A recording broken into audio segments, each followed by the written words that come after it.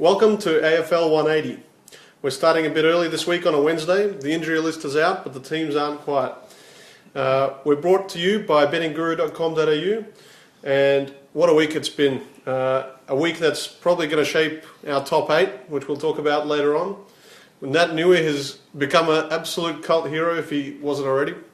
And the Pies and the Bombers kind of switched places. The Pies are back in contention. The Bombers have lost 2 in a row.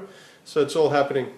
I've got with me my regulars. I've got Vola and I've got Jono. G'day. G'day. How are you guys feeling today? Excited. It's been a big week. Loved the Freo Sydney game. Didn't love the result. Unfortunately, the betting guru wiped the floor with us this week. Yeah. Yeah, no, look, good week, good round of footy. Looking forward to another one this weekend. But yeah, didn't do well on the betting front. Got 3 of the 9 games right, so looking to improve this week. So just to recap, what we're doing here is we're putting a bet on each week, $10 per game, and you've got to put something on for every game. So out of the 9 bets, $90. Here's the results. Last week we had Jono leading slightly, and this week it's all turned around. The betting guru, or should I say myself, has hit the lead by a good $50. I must say, it was actually a bit of a shattering round because Jono and I spent Saturday night with the betting guru out and about, and we were both looking pretty good for our Cat Sydney bets until he pulled it out of his ass in the last second. How do you feel about it? Yeah, not happy at all. Cats in a strong position, gave it up late, and the Swans the same.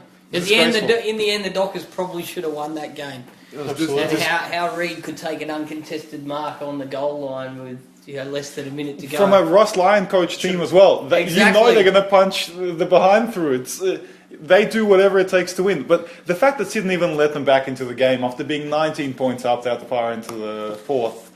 Oh, yeah. How do you let it slip? We're looking so good, Jono. Yeah, agreed. Seriously, is the consensus that the betting crew pulled it out of his ass this week? He was a bit lucky. I just want to let you know, because you did a head-to-head bet, you actually got a refund for that game. So you got your $10 back. Jono didn't because it was a 1 to 39. So I'll a bit take stiff it. there. Not by design, but I'll take anything that comes my way after the start I've had to date. As far as other refunds, what we're doing is if the bet happens at the same time as an actual promo, you get to keep that promo going. So Sporting Bet had a promo, which is called the Big Behinds promo. I like that big way. Butts and I cannot lie. That's right. It's named that way because if your team scores more behinds than the opposition but loses, you get your money back. What's the promo this week, betting guru? So hang on. So last week the Dons versus Lions game was the only one that happened in, and we all lost that one. We all had the Dons, and we lost. Now that gives us a refund of 10. This week there's a massive promo for Sportsbet, the other one, and that one is absolutely ridiculous. You should all get onto that if you can, because that is basically if you lose a head-to-head bet, but you lose by 20 points, you still get a refund. By less than 20 points? Yeah. So 20 points or less. Yeah. So if the match is a close one, basically, and you come out on the wrong side, you get your money back. That's right. I think I'm going to put... Unbelievable. It's a close game. It's Collingwood versus Sydney. Could go either way. It's an unbelievable promo. Up to $100, by the way. I think this will be the bet of the week, I'm guessing. So, North Melbourne versus West Coast. What a mark. How much of a freak is this guy? Great mark. Got to be mark of the year, given the situation, the time in the game, what was at stake. Plus, he jumped over 15 guys. I don't care how many heads Jeremy Howe jumps on this year. That mark over the Mind 6 you, blokes. Having said that, why did Fremantle do that? Jeremy took a great mark this week as well, by the way. Yeah. He climbed. He actually looked quite decent in defense. Let's call it Jeremy Howe chess mark. Fair enough. Well, the thing is, our first reaction when we saw the free kick was that's not a free kick. But in looking back at the other angles, it was clearly a free kick. But it's a tough one to pay with 15 seconds with that left. long to go. But look, by the letter of the law, it was there. You got to pay it. No, you just hope that they're consistent throughout the year. That those get paid. Every time. Vote of truth here. Who actually saw the Nui mark coming? No. No.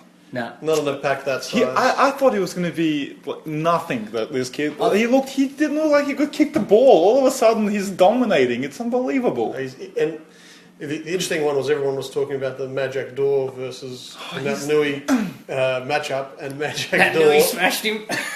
He's 10 times Door better. He's agile. slower. Yeah. He couldn't take a mark. Oh. He really didn't do anything. He had 4 touches, I think, and that was. It's unfair to compare them. The one bit of genius that did come from that from Dor during the game though was when he marked it over Cox and then kicked a goal, and then he and Cox went back to the middle for the next bounce, and Cox just lined him up and sunk the knee straight into the rib cage. Well, that's. He's got brilliant. Here's the thing. I reckon he actually can be a really good ruckman / forward in the league, but he's got a little while to go. That kid is not he's just not a natural player. He's not. He's neither he's was too Nick, slow for neither AFL. was Nick Nat when he started. The only advantage is Nick Nat's probably more athletic. He's Much stupidly more more athletic. He's agile. He's quicker. There was a moment where Dor tried to run away from, I can't remember who it was I think it was the third quarter, and he just couldn't do it. Nat would have been off the whole time, which is why, by the way, he's going to be in my fantasy team this week as a swap for Mays. Money in the bank, boys. Money in the bank. Talk about fantasy. I brought Majak Door in last week, but anyway, let's get on with it. That's a good trade. That's all right. I bought in Dale Thomas 2 weeks ago. To be fair, Door went up in price. Yeah, negative break-evens, you got to love that. Yeah. So, all right, that's last round. It was a big round, and I guess that brings us to the top 8. Looking forward to the top 8. We're at a part of the season now where a lot of games have passed, and we can have a fair idea. What I want to know from you guys is, who do you think is going to make the top 8? Who's not going to make the top 8, and why? Well, let's just start with the fact that are we all in agreement that we think Geelong and Hawthorn are the top 2 teams for the year? Yes. I think it's hard to argue against that one. Jono, I see them clearly as the top 2. Geelong is just a gun team spread across the ground. Hawthorn's got a lot of stars, maintaining wins despite an injury list. I think those are the top 2. So I had exactly the same. So I think which one was first? I had Geelong finishing on top. I have Geelong finishing top. They've got an easier draw, in my opinion. Interesting how John is always against Hawthorn, even though he's a Hawthorn No, I actually... Because I have Hawthorn. I backed this up with research this week. What have you got, mate? Okay, well, look, Geelong, in the next 14 games, they've got 9 games against teams outside the top 8 currently, and only play 2 games against teams in the top 4, and another 3 against teams in the top 8. What about the Hawkers? Hawks... The Hawkers have a pretty good run for the next 2 games. Hawks are similar, but we play 3 in the top 4, 3 more in the top 8, and then 8 from outside the 8. And given that they're on the same number of wins and Hawthorn and Geelong play each other again, Geelong always seem to win those games. That tips Geelong for sure. Tips it in Geelong's favour. You got Hawthorn on top? I don't know. I think Hawthorn is coming good. As in, not that they have been too bad. But They're 7-1. I think they're improving. They won the last 7. Coming good. I think they're improving, and they've still got Franklin to fire, by the way. He hasn't done much. And He looked like Geelong, crap against. I think, will go through a mid-season slump to an extent. If they Look, play. the only Who are they going to lose to? They're playing at home against. The only thing that may hurt Geelong is they do have 5 interstate games of the last 14. Yeah, but they're playing against GWS away. Thank you for bringing the stats to argue against yourself. All right, moving on. Who has everybody got in third place? Third spot. Sydney. Let's go. Let's see who rounds out the top 4. I've got Freo at number 3 and Sydney at 4. Ooh. Ross Lyon coach teams. You know they're going to get the wins. You know they're going to be competitive. I've got Freo finishing top 3. First final against Hawthorn. I definitely think Fremantle has stepped up this year. They look like a different team, and they've managed to win away. And they're doing it without Pavlich or Hill. Fife came back, he missed a couple of games. They're still getting it done without their guns. But I've got them at number 7. You got them at number 7? Yeah. Wow, Jono. For round out the top 4, I've got Collingwood in 3rd.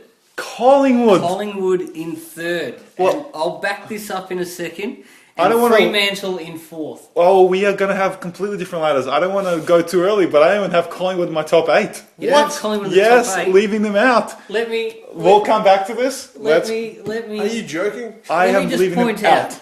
Collingwood play 9 games against teams currently outside the top 8 in the next 14 games. They are injured.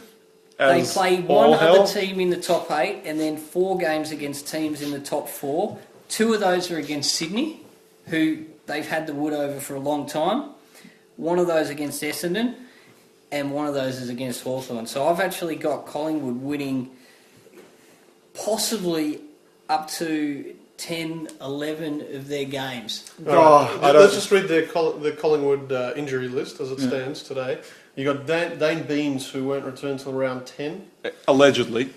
Clark, round 9. Marty Clark, that is. Fazolo's gone for the season, as we know. Jack Frost, I think that's a cartoon character.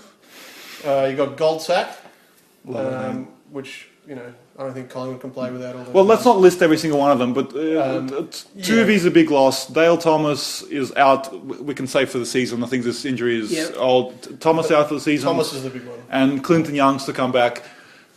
Their depth is shot. I know they got over the line against Geelong, agreed. So The only team that has this year, That's right. mind you.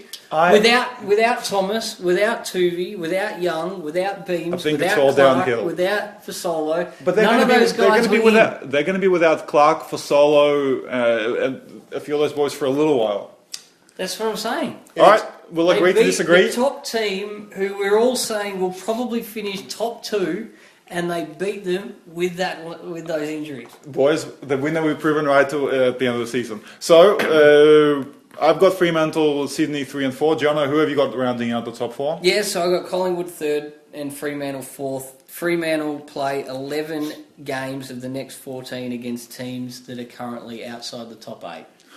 Dream run. They play 1 game against teams in the top 4 and 2 other games against teams in the 5 to 8. All right. Betting Guru.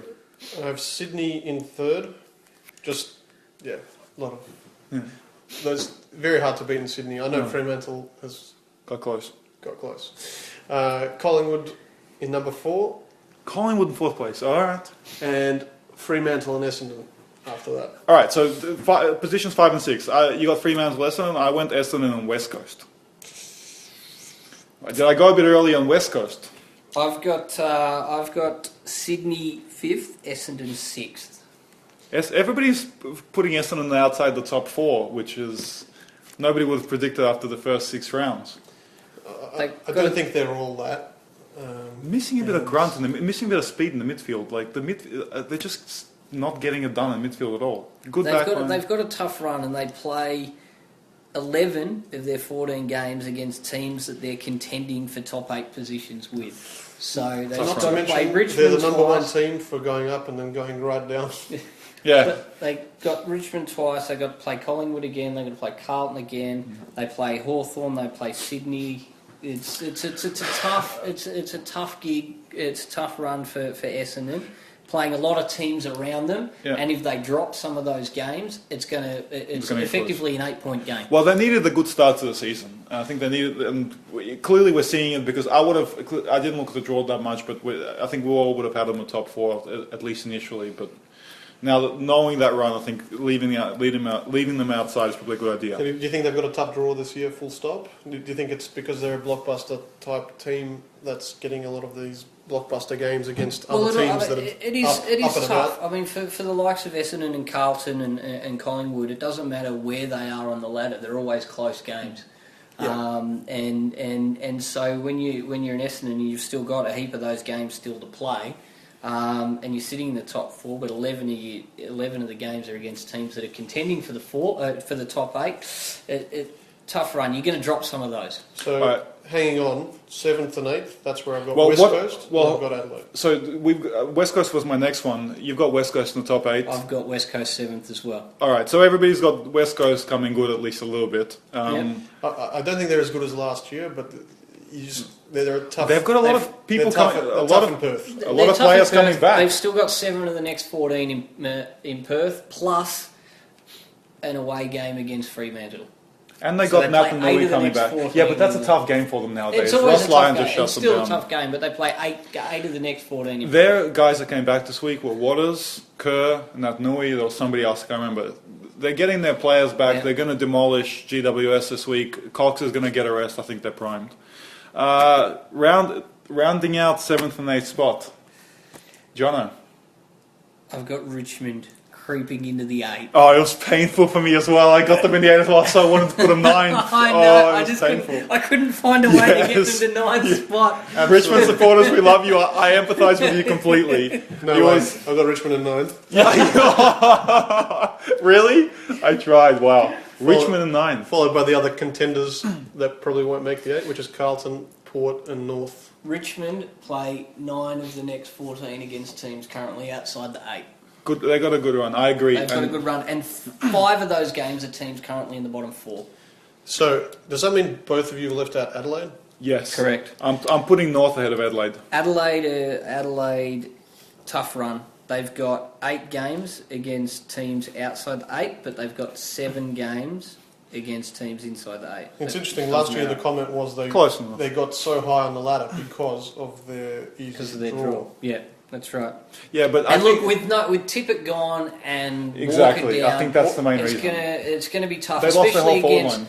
top 4 teams, other top 8 teams. They play a lot of games against teams that they're contending for. And the thing is, they should be beating up on the Saints, but that forward line isn't doing any damage against Collingwood or. It's. I think it's going to be tough. So who have we got rounding out the 8? Who have you got in 8th spot, Jono? It's Richmond.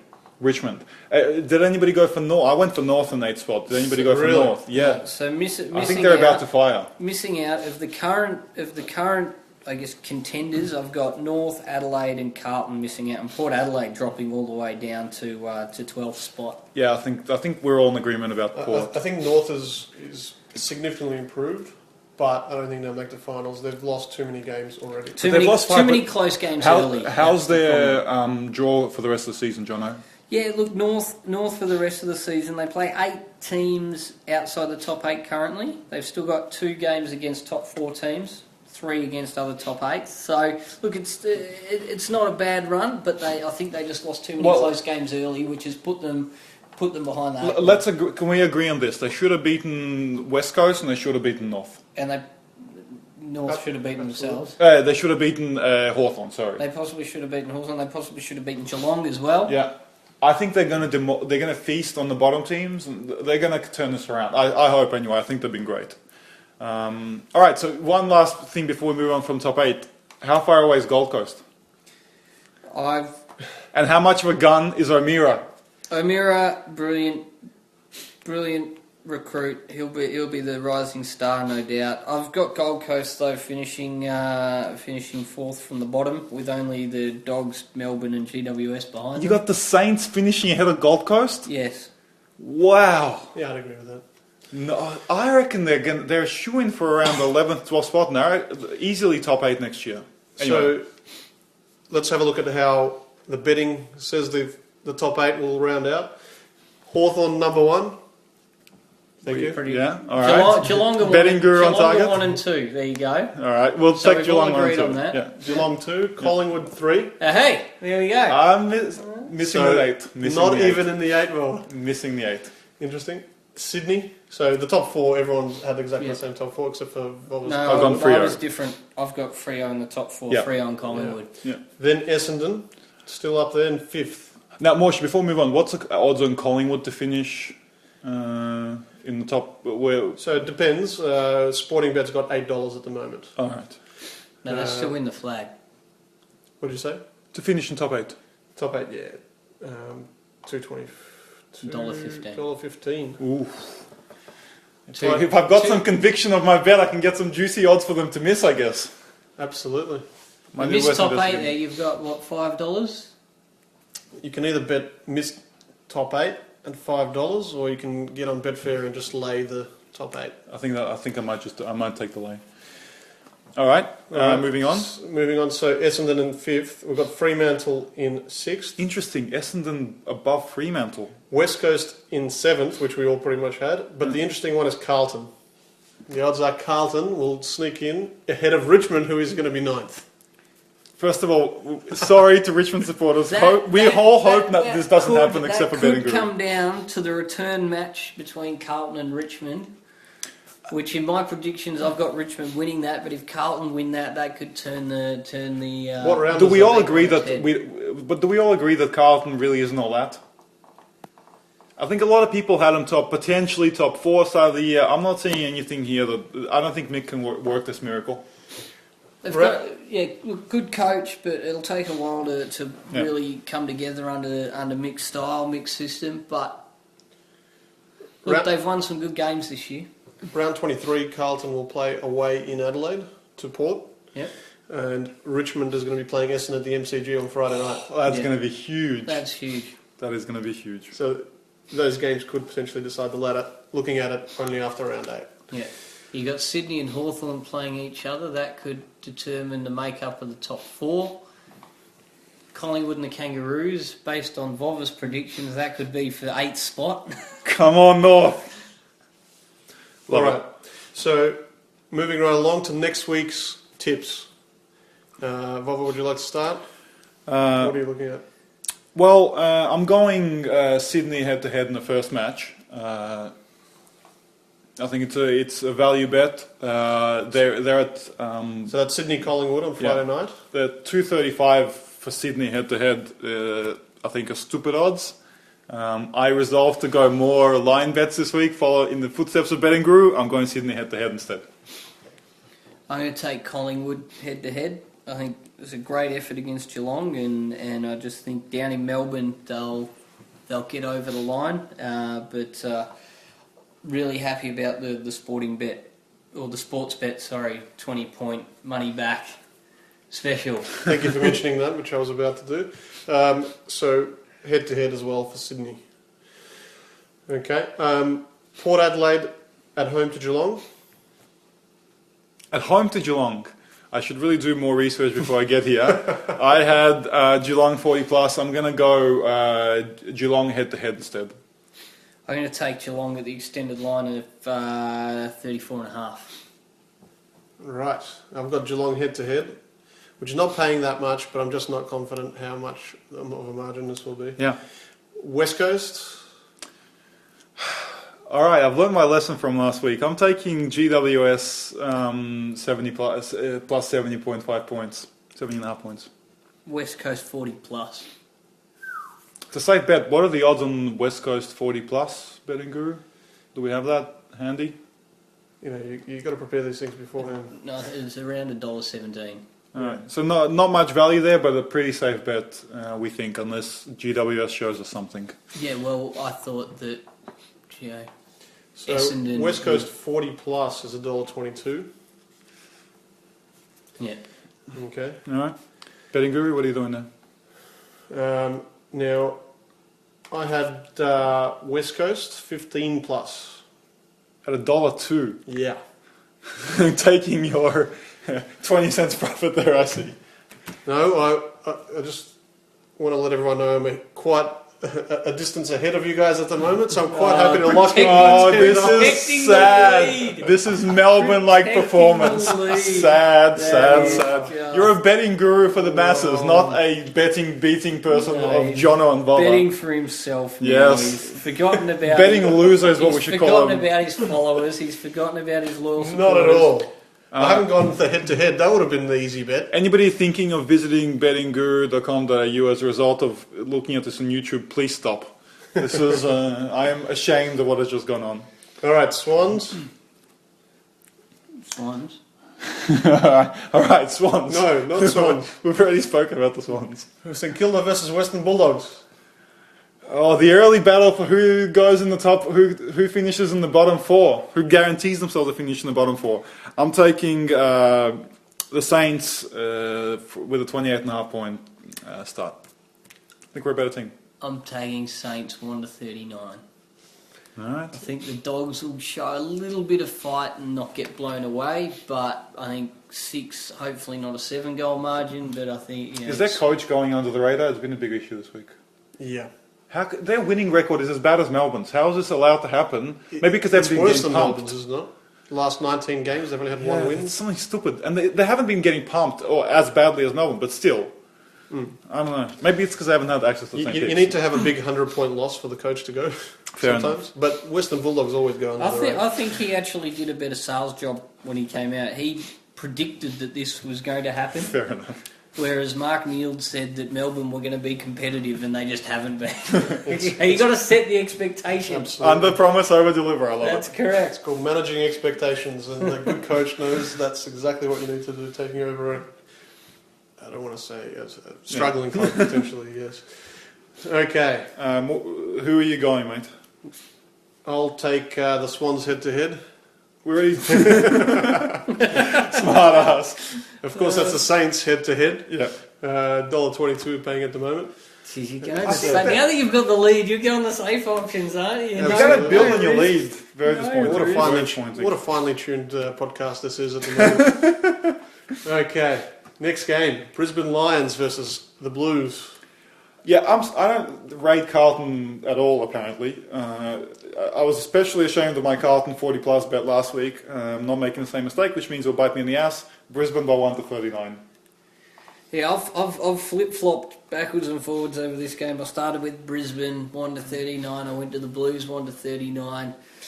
It's just such a close game. I just think that with the 2 suspensions that Brisbane have copped this week in defence, it might just hamper their ability to stop Carlton from scoring, and I'm taking Carlton 1-39. Are their forward lines gone to shit, though, Carlton's? They've got some ins this week. We don't know that for sure because it's Wednesday, but Maybe Gibbs. Yeah. the injuries are improving and they should have a couple of ins. And look, I think they'll relish the opportunity to have Away from a home. fully fit team. Let's start that way. So I've taken them head-to-head. All right. Next game, Go Brisbane. Richmond versus Essendon. That's a great Huge game. Big game. Huge game. First of all, shout out to Watson, who's my new Supercoach edition and going to be my captain this week. I'm going Essendon head-to-head. Surely, after the disgrace of last week, they'll turn up this week. I'm taking Richmond head-to-head. On what's your reasoning, son? Do you have any basis for that Yes. whatsoever? No. For the record, he looked ashamed when he said this. I flipped a coin basically, and it came down Tigers. I just look the Tigers. The Tigers are an improved team this year, and they're putting up a good fight against good opposition. Essendon, it's been a tough few weeks for them. I think ever since the actual investigation started with interviewing players, they've been a bit distracted, and it's shown on field. That's not due to wrap up until next week, and I think the Tigers are focused.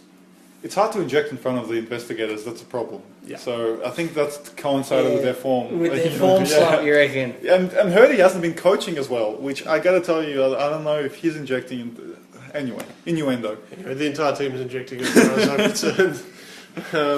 But at the end of the day, I'm not sure about that Richmond bet, Jono. Betting Guru does not approve of just tossing a coin and betting your life on it. So I've got the Dons head-to-head. Well, I wouldn't. If it was my own money, I wouldn't be. I don't know if I'd be putting a bet on this game, but Fair enough. Hawks, they played GWS last week. They've got Gold Coast this week. Is it going to be a closer match? It's going to be. I don't think it's. Well, first of all, I think it's going to be very close. I think the line here is just stupid, and especially as it looks like Hawthorn's going to rest some players. And I think Gold Coast are starting to develop a really gun midfield.